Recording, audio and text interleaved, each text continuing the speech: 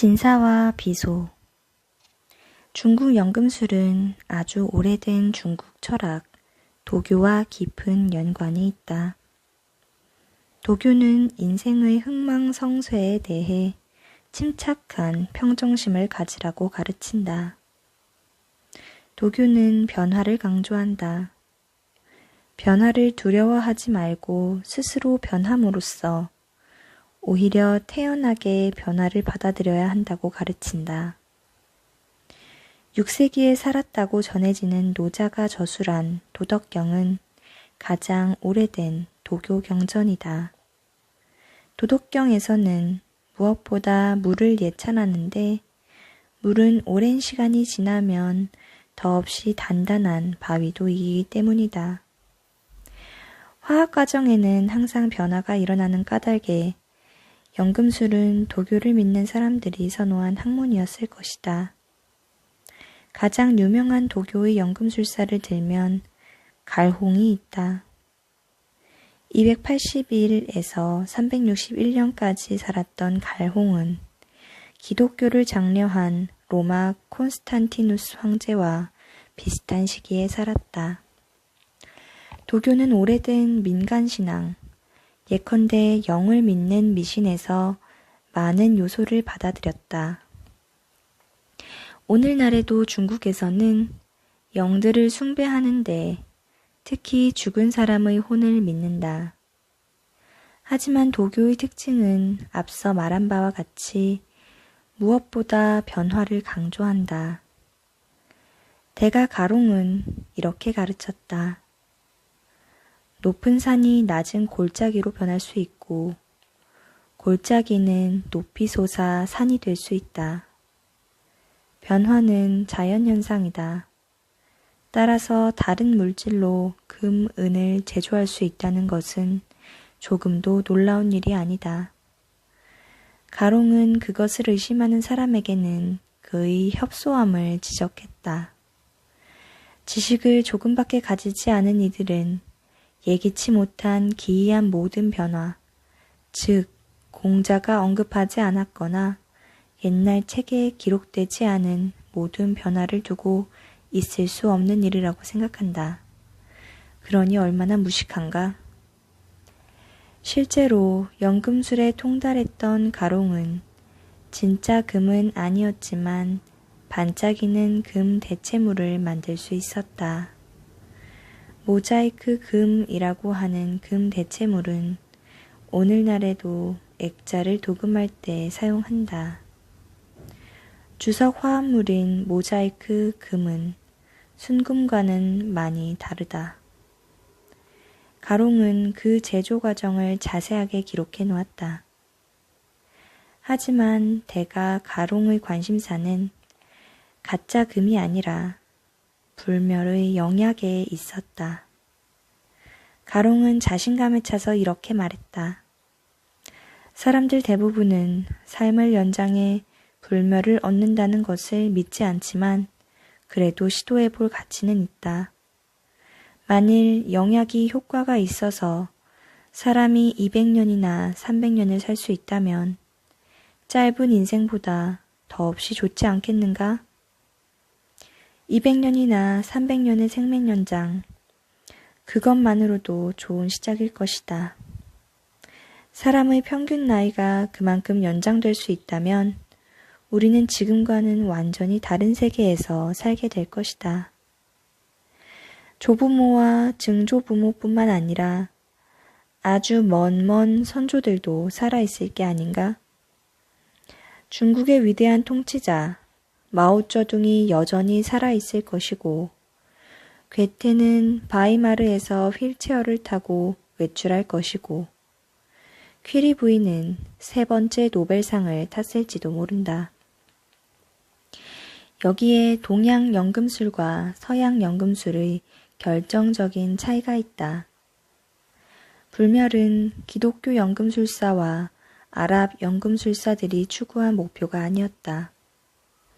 만일 그랬다면 그들은 종교와 큰 대립관계에 섰을 것이다. 기독교와 이슬람교는 인간의 사멸을 신의 뜻으로 여긴다. 그리고 오직 10만이 사후 심판을 통해 영원한 생명이나 영원한 저주를 명령한다. 아무튼 그런 것을 알 리 없는 갈홍은 수많은 도교주의자들과 마찬가지로 불멸의 영약을 얻기 위해 연금술을 연구했다. 가롱은 영약을 만들 수 있다는 믿음을 넘어 인간의 불멸은 전혀 특별한 게 아니라 진정한 대가의 수많은 특성과 능력 가운데 하나일 뿐이라고 생각했다.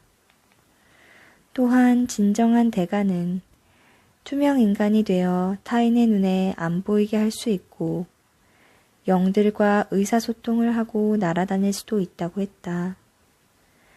가롱의 말에 따르면 연금술의 목표에 도달한 사람은 가장 높은 곳을 넘어 솟아오르고 심연의 저편으로 가라앉고 흐르는 빛을 타고 다니고 사방의 공간을 휙휙 지나다닌다.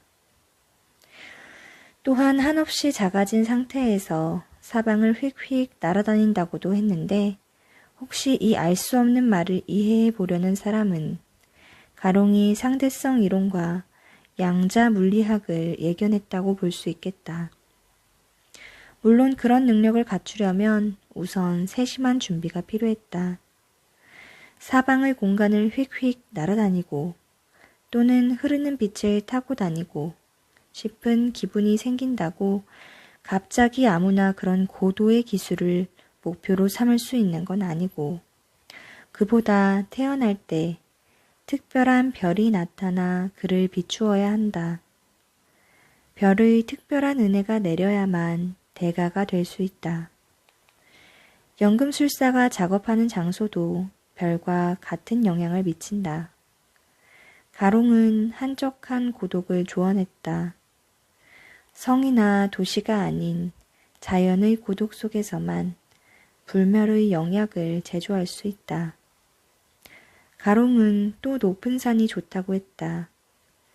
산속에 실험실을 지어야 한다고 한 가롱은 실제로 오랫동안 세상을 등진 은자로 동굴에서 살았다. 은거를 통해서만 내면의 평온을 얻을 수 있고 내면의 평온이 없으면 연금술은 실패한다. 도교의 관점에서 물질을 완성하는 것은 어떤 힘의 작용이 아니었다. 역설적이지만 연금술은 손대지 않음으로써 성공할 수 있다. 가능한 적게 개입하지만 적절한 내적 개입으로 연금술은 세계 에너지의 중심으로 옮겨진다. 따라서 올바른 탄생 별자리와 적합한 산이 필요하지만 그것만이 전부가 아니다. 정결한 마음가짐도 필수적이어서 100일간 단식을 해야 한다. 아무튼 어떤 도교주의자들은 이슬만 먹고도 살 수 있었다고 한다. 반면에 갈홍은 성생활 포기는 불안을 일으키므로 그러지 말라고 조언했다. 오히려 성생활은 반드시 필요한 것으로 적절한 성행위 기술을 알려주었다.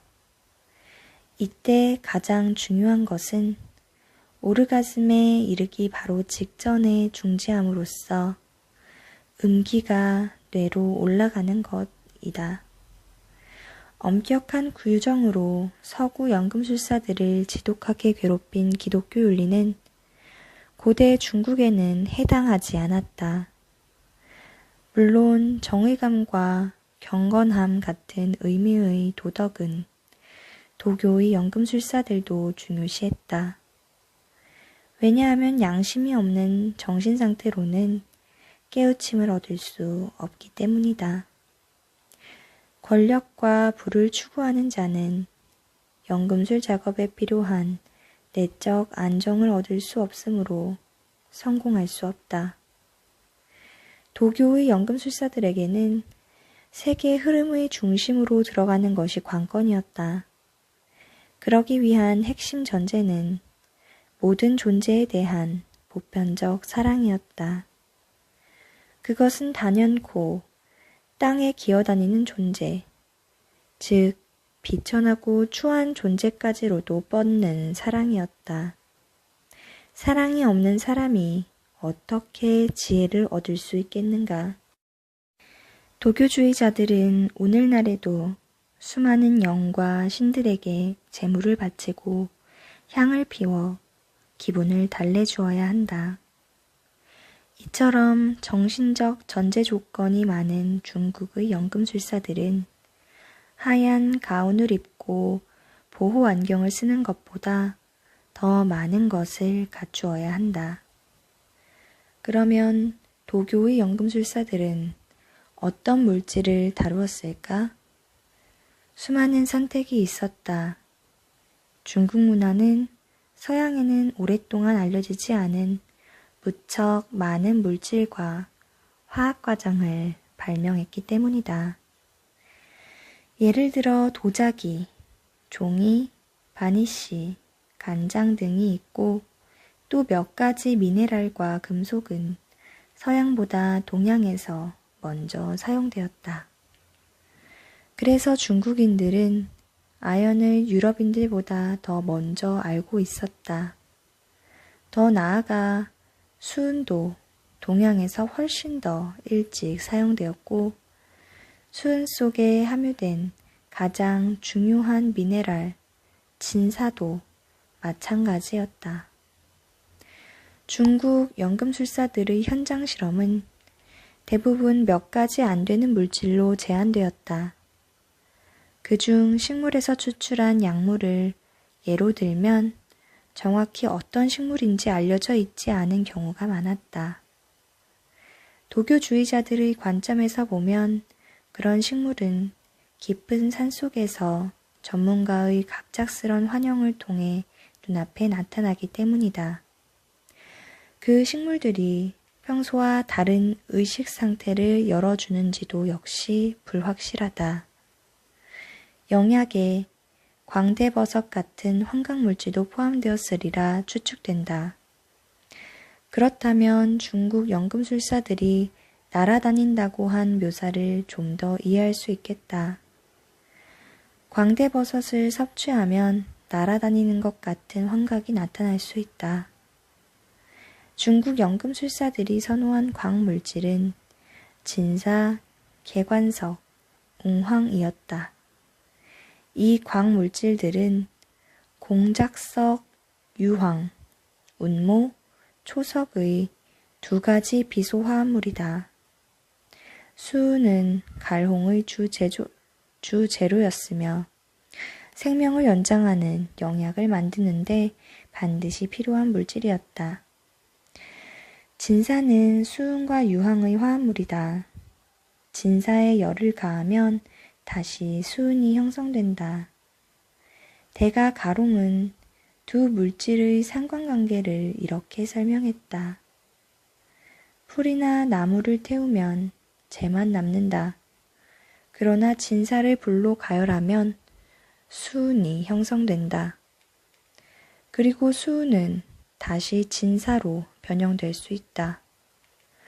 따라서 보통 식물과는 성질이 전혀 다른 진사로 인간을 죽지 않게 할 수 있음을 확신할 수 있다. 재에서 재형성되는 수은 금속의 화학 과정은 사람을 다시 살아나게 할 수 있는 것을 뜻한다. 왜냐하면 진사는 죽어있는 가루지만 수은은 제법 살아있는 것처럼 보이기 때문이다. 수은을 떨어뜨리면 산산조각으로 흩어져 수천 개의 작은 구슬이 되어 굴러다닌다. 오늘날 우리는 수많은 화합물에 함유된 수은을 비롯해 순수 수은이 독성이 매우 크다는 것을 안다. 진사는 물에 거의 용해되지 않기 때문에 비교적 덜 위험한 편이다. 그런데 갈홍은 바로 진사를 생명 연장의 약으로 먹으라고 조언했다.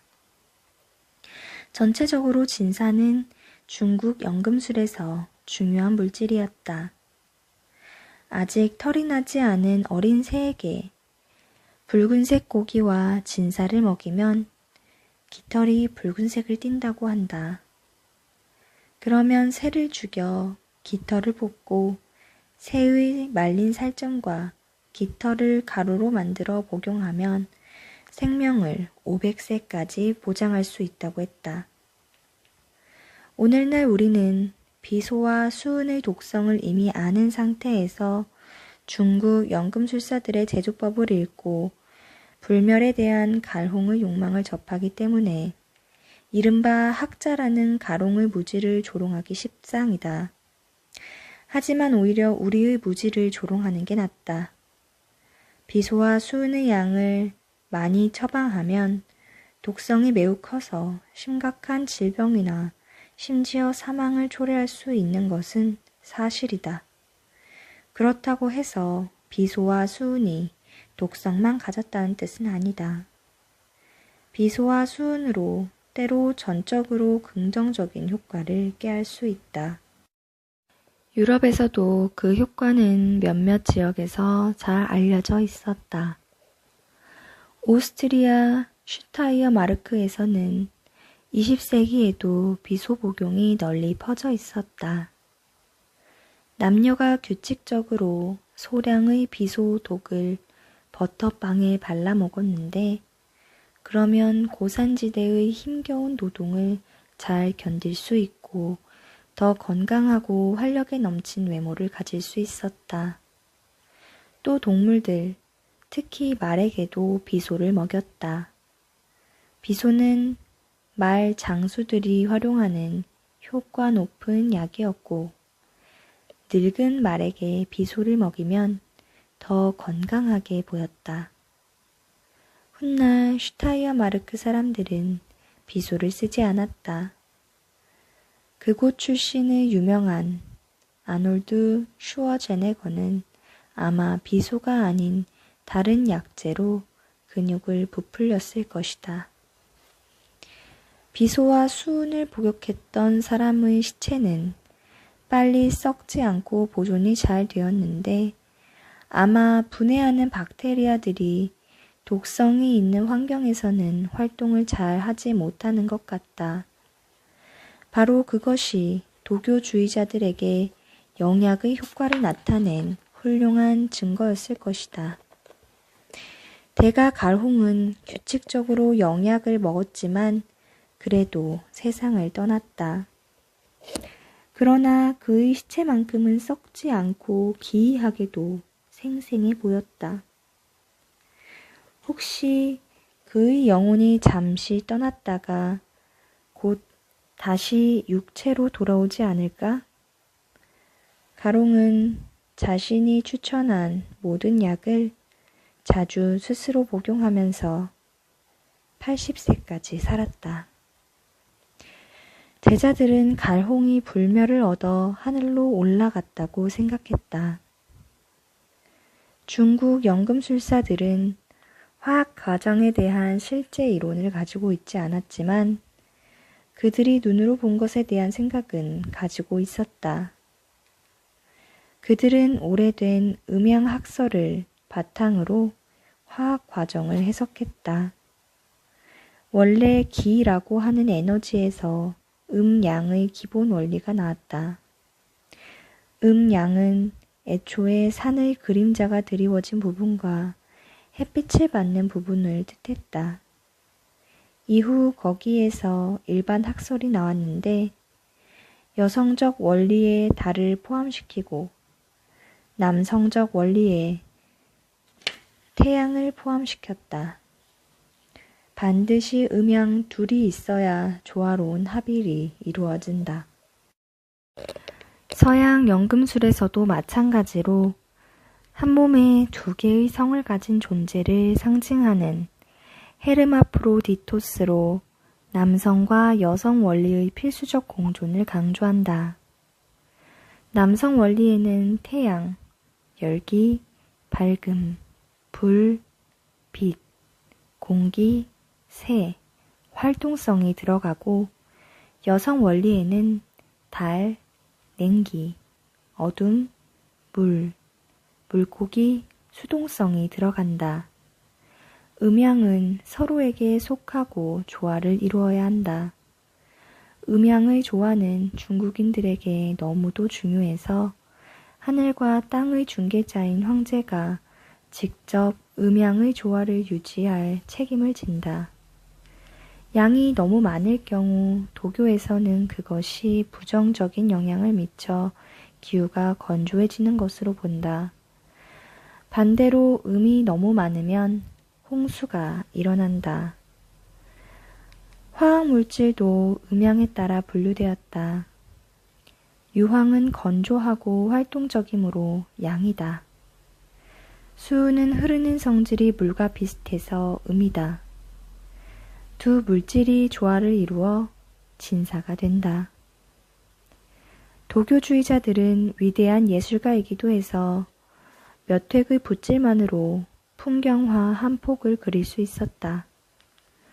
가능한 한 행동하지 않고 항상 상황에 맞게 행동하는 것이 도교의 이상이었다. 아무것도 강제적으로 하지 않는 것, 괴물 같은 고압력 기계를 설치하는 게 아니라 원하는 것이 저절로 생길 수 있는 상황을 만드는 것이다. 초기의 연금술사들과 숲속 사람들이 커다란 가마에서 금속의 숙성을 은근히 촉진한 행위는 미니멀리즘이다. 돈은 강제로 해서는 안 된다고 가르쳤다. 작은 물고기를 굽듯이 살살 다루어야 한다. 자꾸 뒤집으면 살이 부스러지기 때문이다. 중국 연금술은 서양 연금술과는 달리 현대화학으로 넘어가지 않았다. 그 대신 도교주의자들의 연금술은 점차 내면으로 향하는 명상법으로 발전했다. 연금술사들이 쓰던 물질들은 중국의 전통의학으로 넘어갔다.